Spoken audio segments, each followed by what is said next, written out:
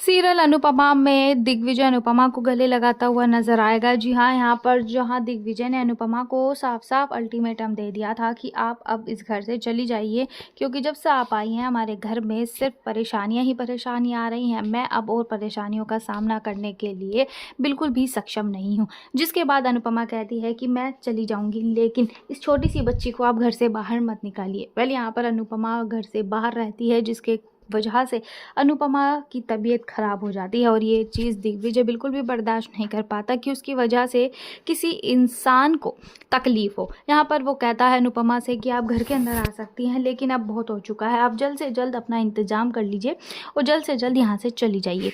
Well, यहाँ पर अनुपमा और दिग्विजय की दोस्ती बढ़ती हुई नजर आएगी, जिसमें जहाँ अनुपमा दिग्विजय को पूरा सपोर्ट कर रही है और वो चाहती है कि वो सभी का सपना पूरा करे। और इतने में यहाँ पर वो देखती है कि दिग्विजय किस तरह से उस रूम में बैठा हुआ है, जो किसी स्वर्ग से कम नहीं है, जिसमें उसकी बेटी की यादें हैं। काफ़ी सुंदर वो रूम दिखाया जाने वाला है। यहाँ पर अनुपमा जैसे ही रूम में एंटर करती है, वो देखती है कि किस तरह से दिग्विजय ने इस रूम को संभाल रखा है, अपनी बेटी की सारी यादों को संभाल रखा है। अब अनुपमा समझ जाती है कि उसे दिग्विजय का साथ देना चाहिए।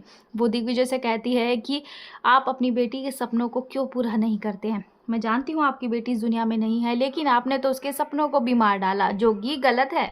आपको उसके सपनों को पूरा करना चाहिए, एक बार फिर से उसे अब जिंदा करना चाहिए अपनी यादों में, पूरी दुनिया को उसका हुनर दिखाना चाहिए। वो चाहती थी वो कैफ़े चालू हो, तो आप वो कैफ़े क्यों चालू नहीं करते।